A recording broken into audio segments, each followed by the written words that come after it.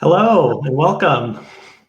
This is a part of our Eugene Public Library Next Reads online programs where we offer some book recommendations. And today, I'm Andy. I'm with the Eugene Public Library, and we also have Michael, also with Eugene Library. We have some special guests today too to offer some recommendations for comics for adults, and that is Andrea and Finley with Books with Pictures.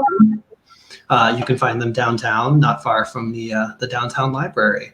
So we're going to offer a couple recommendations apiece.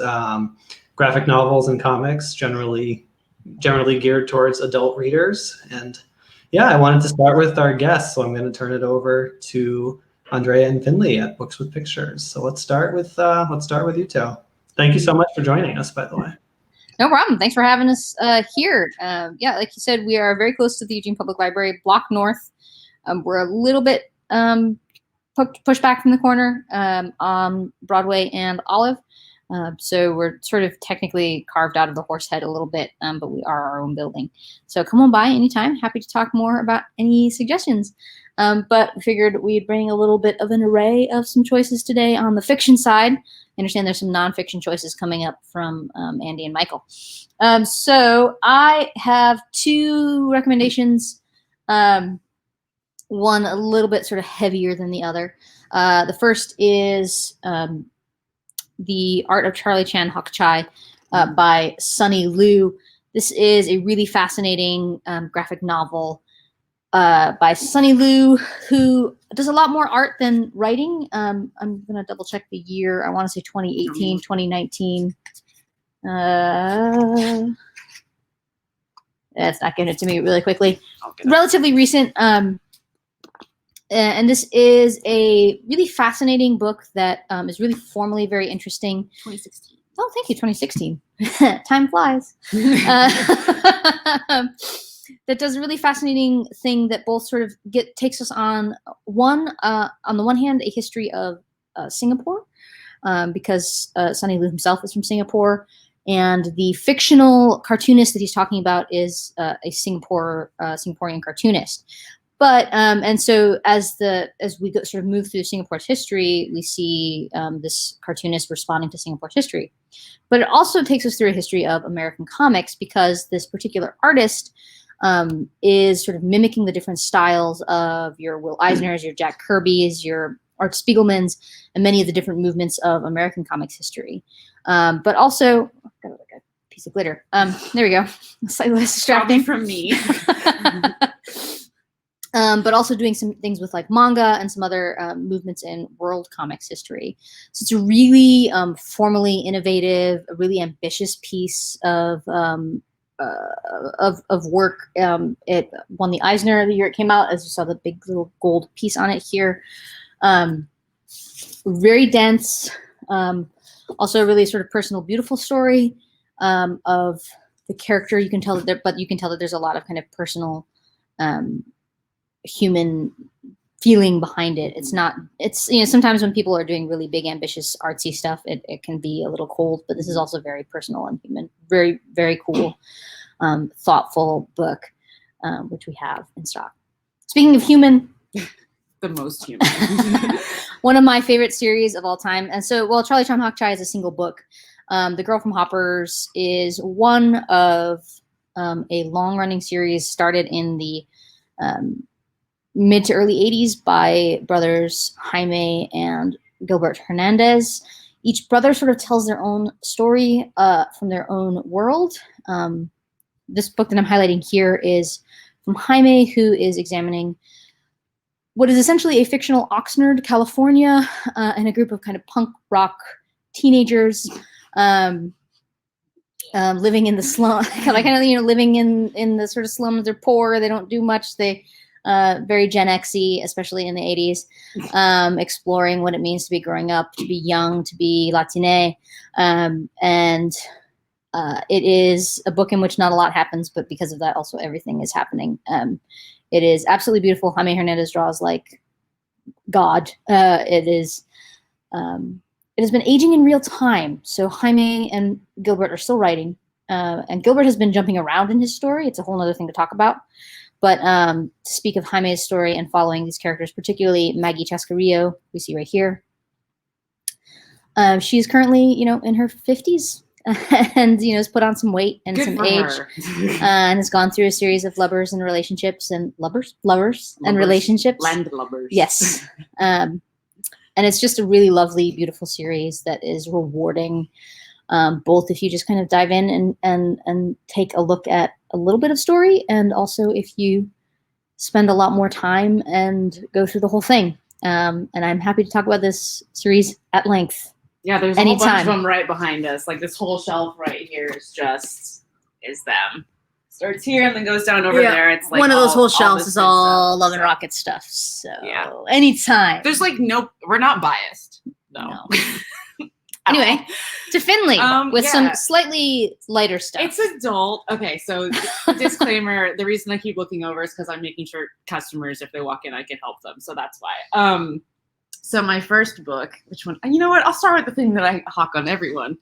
If you guys like Marvel Comics, or you don't like Marvel Comics, but you like sassy teenagers and existential crises, I would definitely recommend Young Avengers Volume 2. Came out in 2013. It does have a playlist in the back. By the author and the artist, and someone did make it on Spotify. So if you want a list to read along with, it's definitely there. It's very hipster. It has a lot to do with existentialism, like, do you make your own reality? Like, who are the people in your life? But it's also like a fun superhero tale, and, gay pride, queer representation, pretty much known as straight, which sometimes, we need a break from. And I don't know, it was just really important for me when I was younger. This came out when I was in my second or third year of college, and I had been following Young Avengers since like 2005. And so this was like a new amazing thing that came out. And now that the Marvel shows are adding these characters in, my time has come. So if you want to know anything about those characters, this is the book to go to. And we have tons of them. And then this one I'm just reading right now. I have an agenda. It's the gay agenda. This book is called Heartstopper. There's a second one. It's a young adult technically, but in my opinion, like anything is for anyone. So like I read kids' books all the time because they're cool. This one is really fun, has really accessible art style. I'm colorblind, so having it just like two colors is actually really nice for me, so I don't get horribly confused all the time. And this is like a coming of age story about these two boys in a boys' private school, one of which is gay and the other one who is questioning his identity. And the part that I actually was just reading was him searching in Google. And he says, I like girls, but now I like a boy with 4 question marks. And I thought that was just like, that's just the pure essence of it right there. So it's like, it's really satisfying to read. There's another book, but I'm also just like really enjoying it.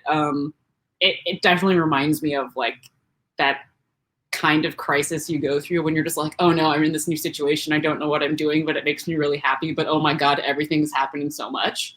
I don't know. It's just nice to see it, things work out in the end. And I have a third one, which is also just kind of sitting here. But yeah, I didn't know we had this for a while, but Andrea introduced it to me. It's Gamayun Tales by Alexander Utkin. I have a emphasis of Russian in my degree, and this is all Russian mythology, and the art is like so ecstatic, and it really looks like traditional Slavic stuff. I don't know if you guys have seen any like Slavic films or like stuff like that from like the 60s or whatever, but like it's very early Disney Sleeping Beauty. There's a lot of texture, there's a lot of color. I don't want to say it westernizes the folklore, but it definitely makes it so if you're not Russian, you still can understand it, which is always really nice. Also, there's a crazy old fish man who keeps bothering them, and 10 out of 10 if you ask me. So yeah, I kind of like reading more fantastical stuff just because my brain is in nonfiction mode like all the time. So when I read graphic novels, it tends to be like bright colors, Russian Vikings, and boys in love with each other. Because what else could you want in life? And they're accessible for everyone. It's not like they're like horribly dark or violent. So if you have like a younger reader, or you just don't like reading gory, depressing stuff, like there's tons of it. So those are my recommendations. And that's the story from Books to Pictures. Yep. Cool.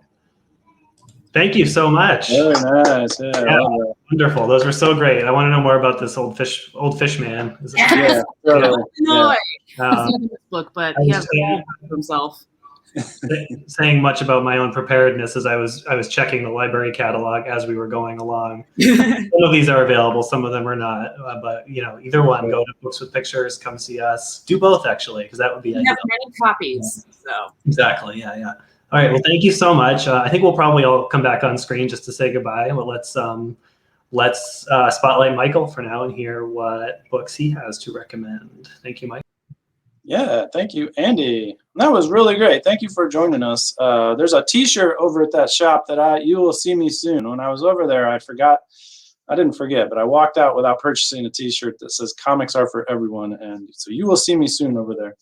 The first adult graphic novel that I brought is called Kent State by Durf Backdurf. Four Dead in Ohio. This is from 2019. It's relatively new. I read it over this past summer when the Black Lives Matter protests were going on, and I didn't really think about it when I picked it up. But this book has a lot of parallels to our current situation as far as civil unrest. And of course, the civil unrest during the time of this incident was mostly revolving around Vietnam, but there was a lot of other issues going on. But so, if you're not familiar, the Kent State shooting happened in the spring of 1970.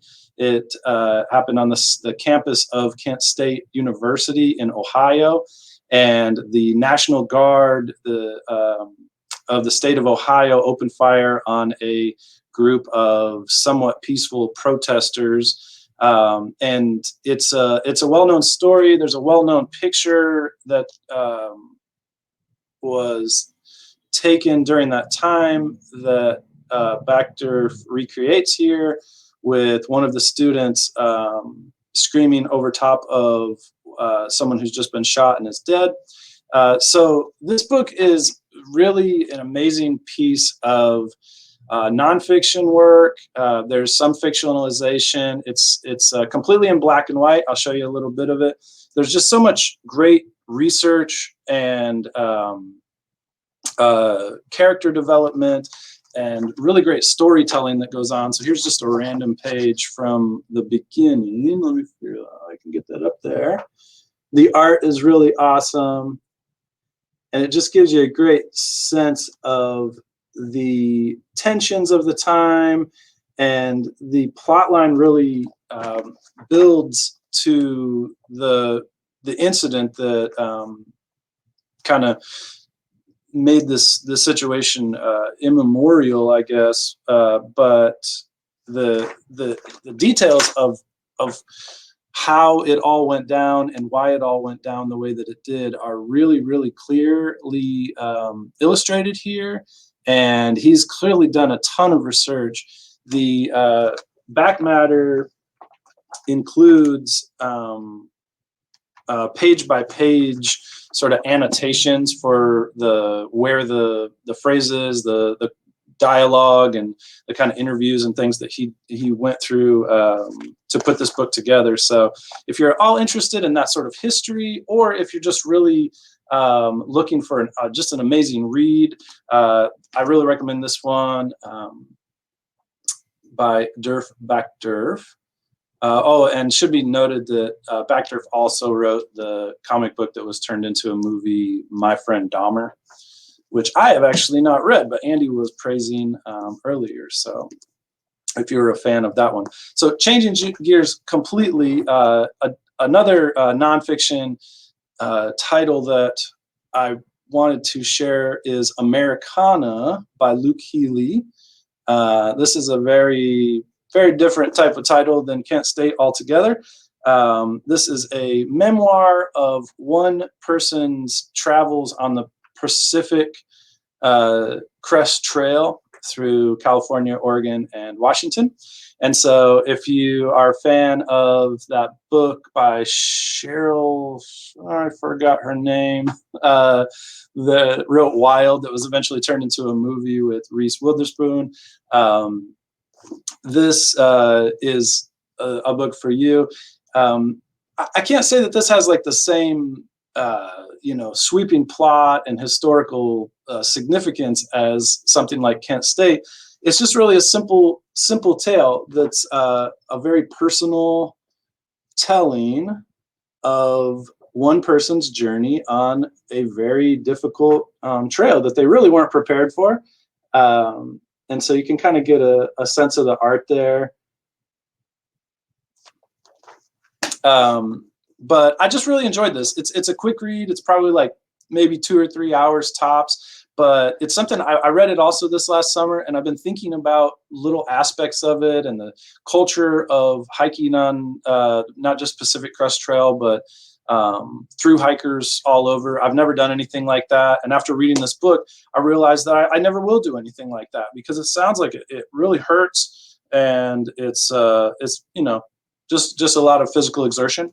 But I will say, spoiler alert on this one, he skips the Oregon portion of the trail because he had some, I think it was like medical needs that came up. So it has like really awesome explanations of the Pacific Crest Trail all the way up until like Ashland, and then he takes a bus, I think, to Portland. So don't get that aspect.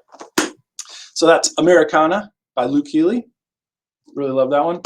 And my last title that I wanted to share is actually not a single title. It's actually a website. So I'm going to go ahead and share my screen. There it is. Thank you so much. And this is thenib.com. And as you can see there, I have spotlighted a single comic by Gemma Carell. And I'm just going to go ahead and let you read it.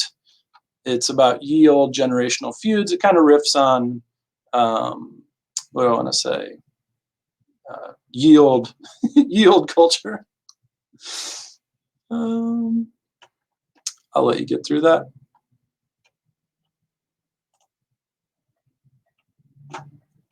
And so thenib.com is a website that's dedicated to paying comic book artists and keeping them making and distributing their material not only online but also in print. So by visiting thenib.com, you can read more from Gemma Carell and a host of other really awesome artists. And you can also add your email address along. And I never recommend to join an email anything really. I always unsubscribe from everything that's in my email box except the Nib. I get the Nib every morning, and I never regret getting these comic books, these comic strips in my inbox every day. So I highly recommend, check it out, put your email address in there and get free comics in your inbox every day. So you'll get more from Gemma Carell, and then as you scroll down past the spring book sale,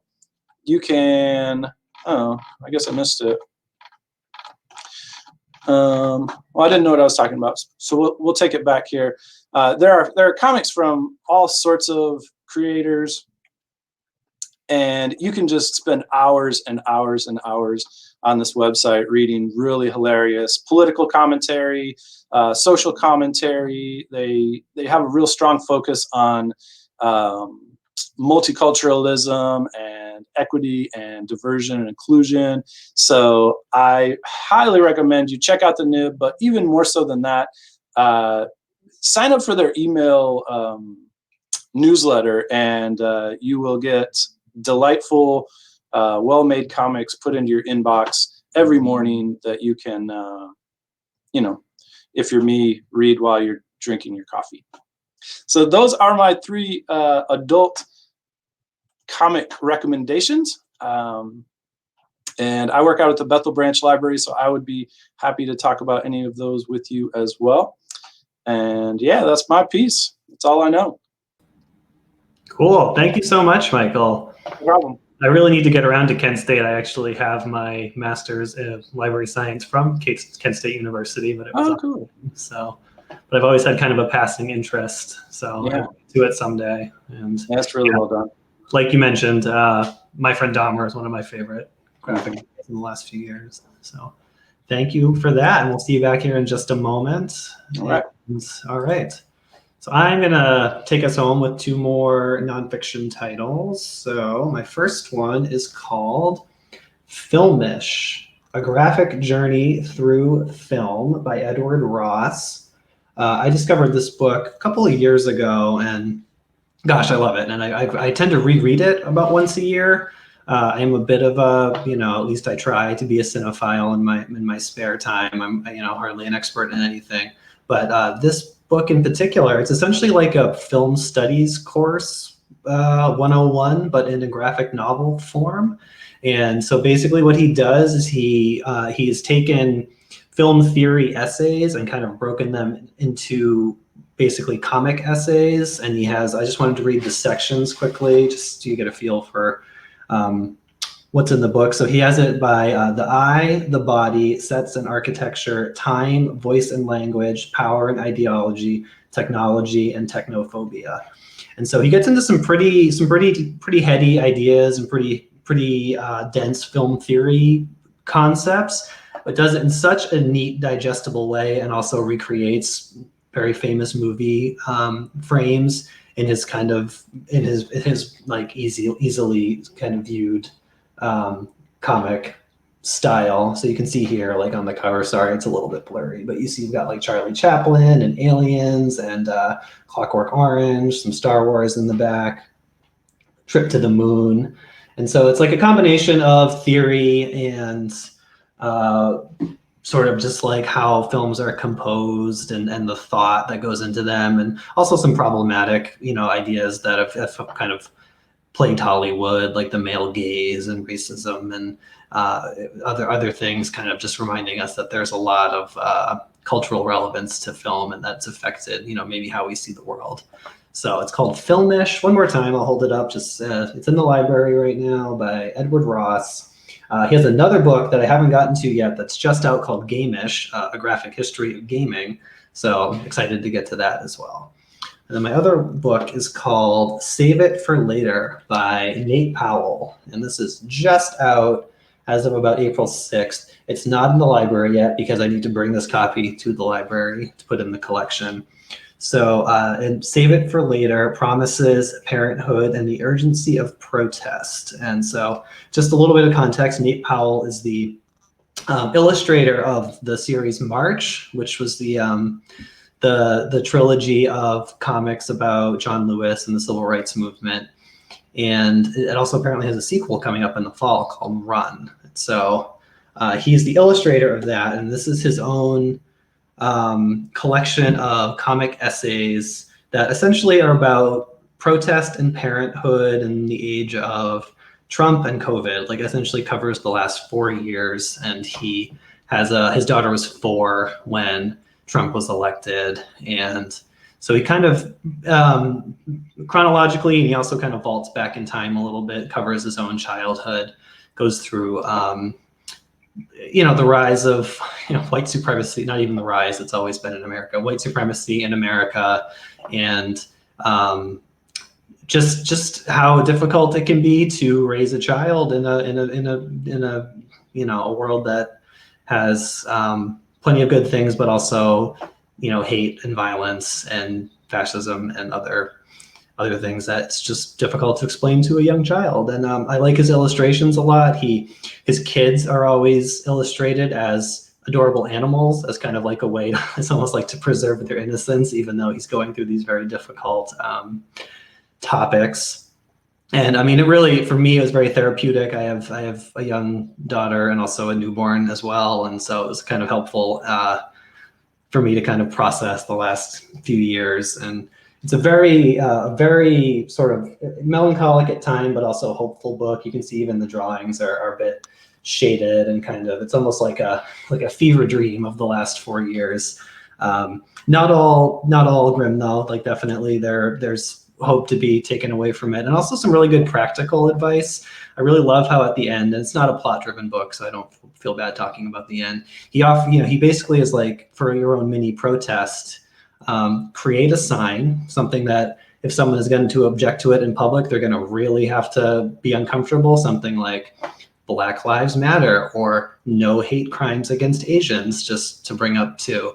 And, make a sign and just, walk around your downtown area for an hour at lunch and just engage with the public and, stage your own little mini protest. And if you have a young child that wants to get out there and do some good, bring them along. And so it's just like very practical advice. And for someone like me who's a bit shy, I appreciate him just sort of empowering someone, to just do something small that might make a difference. And so that is One More Time, Save It for Later by Nate Powell, promises parenthood and the urgency of protest.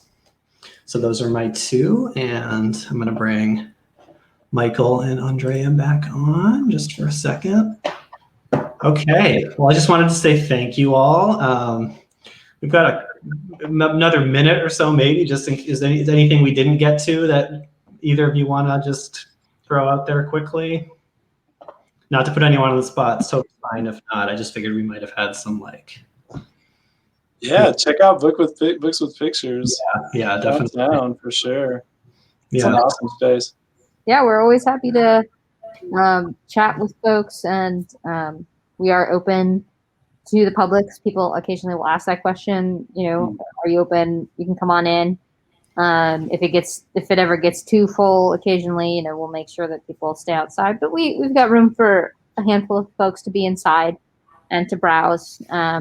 And we've got hand sanitizers and masks and all that kind of stuff. So if you just want to come in and browse around and ask about things that might be of interest to you, we are happy to do it. That's what we're here for. So the library, I know, has a fantastic section of graphic novels. The folks who curate those areas are great. But if you'd like to buy a couple, we're right down the street. Exactly. Like I said, that's the ideal, is you check something out from the library, you're like, I like this, I want more, I want it on my shelf at home. So that's, yeah, absolutely. Well, thank you so much. And, any questions about what to read next? Eugene Public Library, Books with Pictures, come see us. All right. Bye, everyone.